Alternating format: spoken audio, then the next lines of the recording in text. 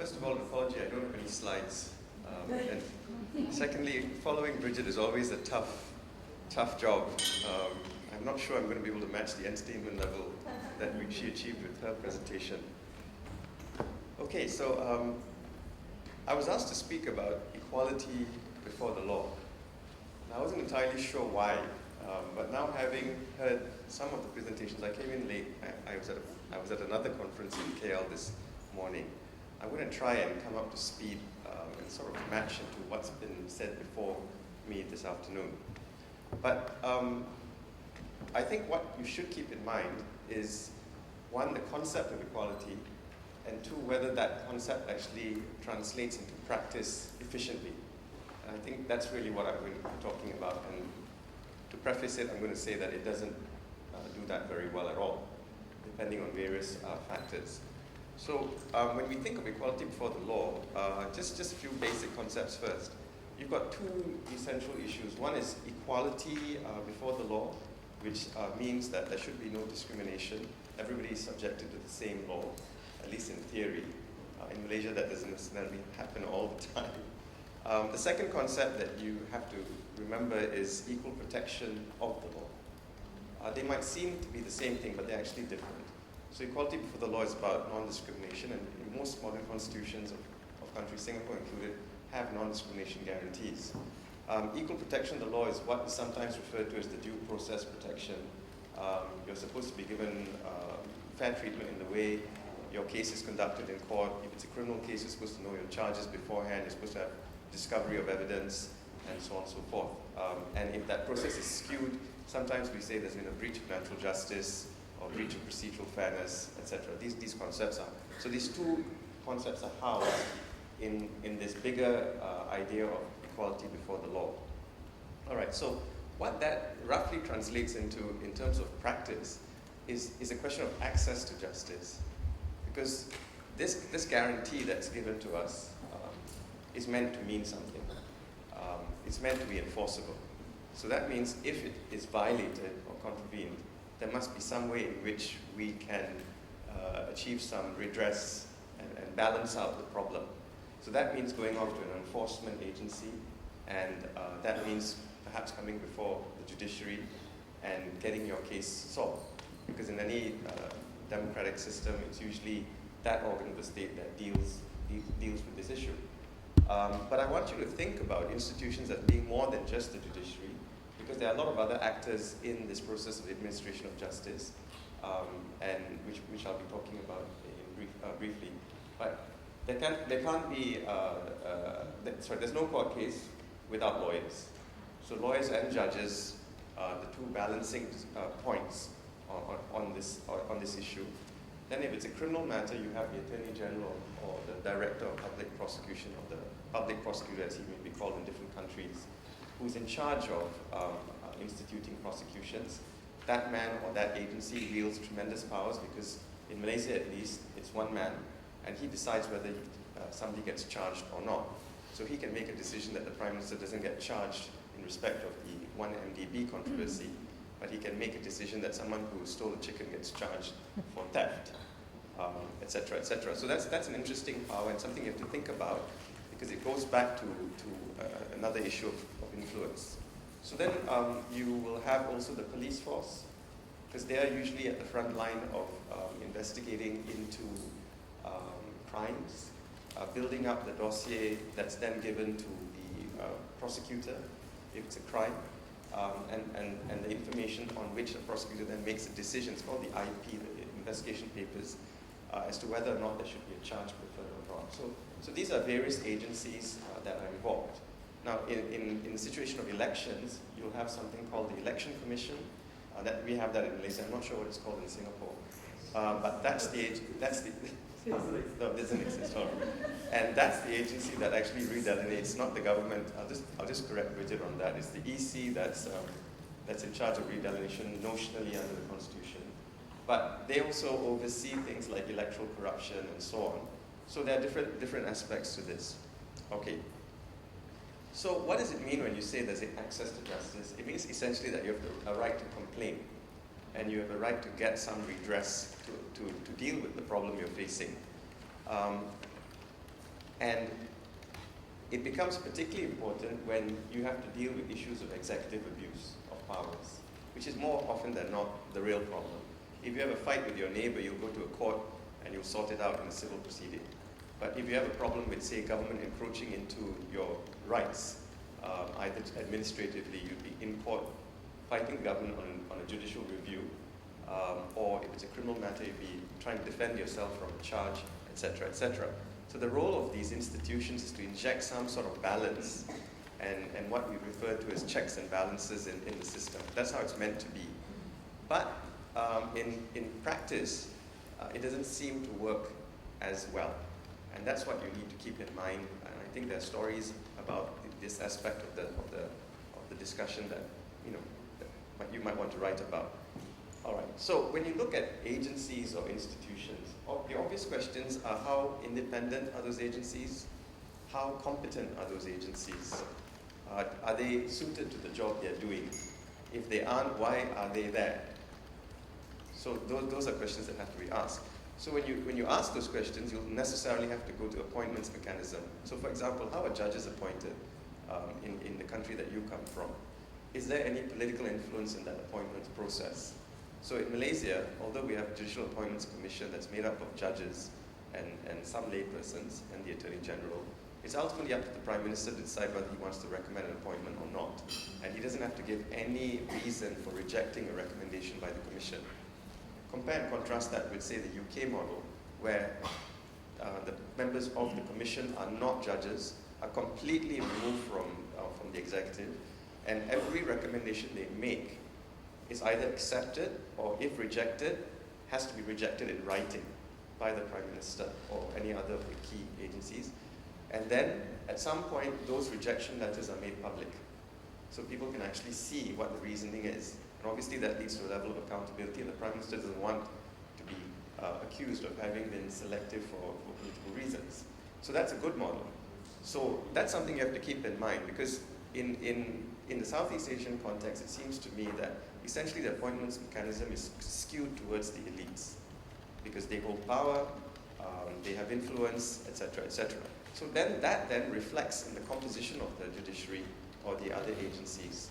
So in Malaysia, for example, I think we have 14 judges on the federal court.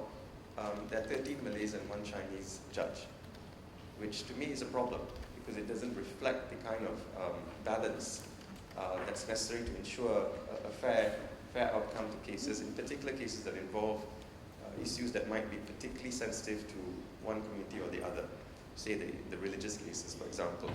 So there has to be adequate representation across the board. There has to be gender balance, there has to be issues of ethnicity have to be looked at, whether they came from the government service. A lot of our judges come from the AG's chambers. They've never practiced in the private sector at all. Most of them have never been admitted to bar. A lot of them don't know what it means to be a member of the legal profession. So when they talk of these concepts of the rule of law, etc., through no fault of theirs, their perception of it is obviously quite different from the perception of others. And this is interesting. I was at a conference in Hong Kong recently where we were talking about the rule of law. And a question came up in the course of the conference: what happens if you spend most of your adult, or all of your adult life in an authoritarian system? Does your perception of the rule of law change? Because your experience of democracy and the rule of law is contained to that period of authoritarianism. Compare that with someone who's a bit older, who may have lived through 2 systems. So I was born at a time when we had a very good judiciary, prior to 1988. I remember it. I practiced in the early days after 88, where we had judges from the old school still on the bench. And then I saw the transition happen. So I have a sense of what we've lost.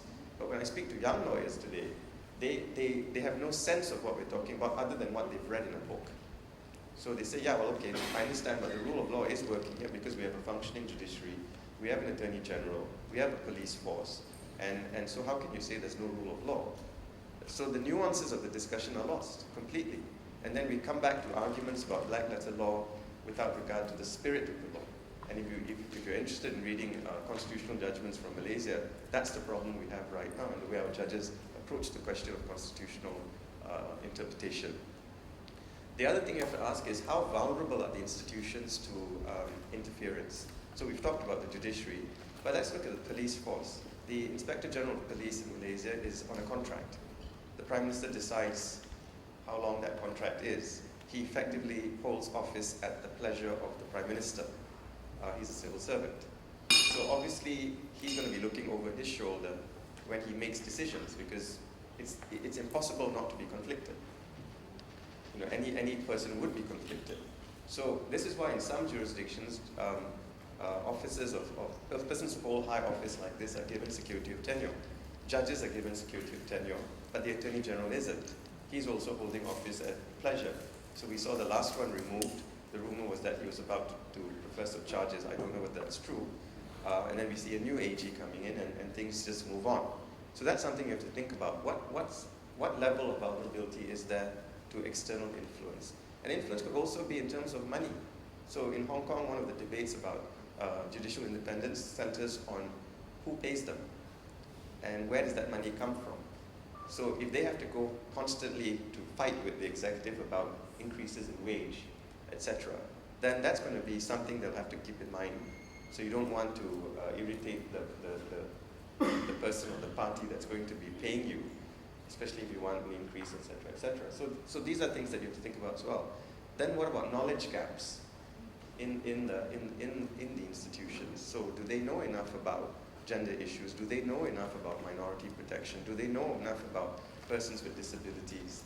So if they are being educated in a particular way, so for example in Malaysia, the majority of our judges now come from local universities, and you know, looking at the way in which race relations has worked over the last 30, 40 years, and it peaked from the 80s. You have quotas, ethnic quotas, as to how it is students come in, etc., etc. So that's going to have a definite impact. So if the teachers are persons who were graduates of the university and who were brought in on a racial quota with certain grades, and then they graduate and they go back into the system and then they start teaching students, you're going to get a perpetuation of that mindset.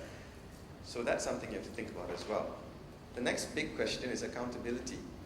How accountable are these institutions, and if they are, to what extent? So for journalists, obviously, you want information. But if you can't get that information because there's official secrets frameworks, or you're threatened with sedition, or you're potentially going to be charged with offenses under some multimedia law because you've written a blog post or whatever it is, then all that's going to have a chilling effect on you. And obviously, you're not going to be expending a lot of effort in trying to get information because it's going to cost you perhaps your personal liberty. We haven't got to the point of extrajudicial killings yet. Hopefully we don't. But the point is, there's a price to pay for it. So obviously, any system that doesn't have a freedom of information framework is going to pose problems for everybody. So how do you hold them accountable? And then more so for the fact that the institutions are opaque. And there's little or no level accountability in Parliament. So one of the things we've been thinking about in Malaysia is to try to push for the establishment of a select committee that looks into the due administration of justice, so that the Attorney General has to come to Parliament to explain certain decisions that he's made, and to Parliament at least, if not to anybody else. But you know, that then in turn requires political will and so on and so forth, so there are problems with that as well. Then, of course, you've got sensitivity to criticism on the part of the institutions. I read that they're bringing in a contempt legislation in Singapore that's become quite controversial. We have, thankfully, no contempt law yet, but they do have powers of contempt. We have other wonderful things like criminal defamation, sedition, etc. So, I mean, there was this man recently who was charged with economic sabotage, one of the state crimes, for the fact that he's lodged police reports all over the world, reports with authorities all over the world against our Prime Minister. So now he's being tried under a security law for economic sabotage, and actually we're not sure what that means. And then we had this other interesting situation where there's a provision in our Official Secrets Act that says that any document that's brought before Cabinet is deemed a secret. So a question arose as to what happens if that document existed beforehand. And so there was a situation where in court I was arguing for disclosure, and I asked the question of what if a photograph of the senior federal counsel, AG's representative, was before the cabinet? Does that mean she becomes a walking secret, and we're not supposed to look at her? but surprisingly, the federal court upheld that position. So a document that had been prepared in advance of that cabinet meeting for something else, an audit document to justify water concession tariffs, became an official secret because it was put before cabinet. So you have all these challenges, and I think they make for great stories.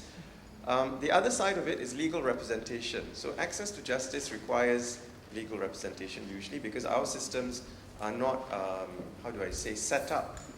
They're not conducive to self-representation. They're highly technical, highly bureaucratic. So I've seen individuals turn up in court and judges are not very happy. They're clogging up, they're taking up time, etc. So that brings up the issue of cost. So who's going to pay for lawyers if you can't afford it? Are the legal aid systems in place sufficiently comprehensive to ensure that you're going to get representation if you need it? Even if there are lawyers who are prepared to do it, what is the quality of representation? Do they have specialized skill sets in these sorts of areas, gender discrimination or whatever it may be? So that's something to think about. I mean, in Malaysia, we're quite proud of the fact that the Malaysian Bar has a very strong tradition of pro bono practice. And all of us, at some point or the other, give up time for pro bono work. And a lot of our constitutional work is all pro bono. But that's if you're lucky enough to have been that one case that was selected for the fight, as it were. Then, of course, you've got the attempts by executive to curb judicial powers. So, laws that oust the jurisdiction of the court, limit rights of appeal, limit rights of challenge. Are these valid? Are these constitutional? These are important questions because time and time again you go to a court and the court says, I can see the problem, but I'm not allowed by law to give relief because this challenge cannot come before me. And historically we've seen some amazing examples of judges who have creatively gotten around these sorts of restrictions. And I think those makes for interesting reading as well. So I guess in closing, while it's very tempting to say that access to justice is guaranteed and therefore really there's no cause for concern, the truth of it is that's a fallacy that I think elites tend to use to preclude scrutiny and accountability. And the truth of it is there are a lot of problems that can be identified, and I think with sufficient coverage, perhaps political will could be engendered to trigger some sort of reform. In closing, it's funny, there was this lawyer who was secretly filmed having a conversation with one of the chief judges in Malaysia about appointments of judges. So he's on the phone, and he's having this conversation about how he thinks Mr. X should become a judge and how this judge of the High Court should go up to the Court of Appeal and so on and so forth. That video was made public in 2007, I think, and it caused a controversy. And obviously the executive tried to ignore it, but because there was a massive protest by the bar, civil society groups started coming out, complaining and demonstrations and so on, it led to the establishment of the Judicial Appointments Commission. So what I'm saying is stories like this do actually result in some change sometimes, and they allow for the creation of awareness that becomes the trigger for efforts to push for change.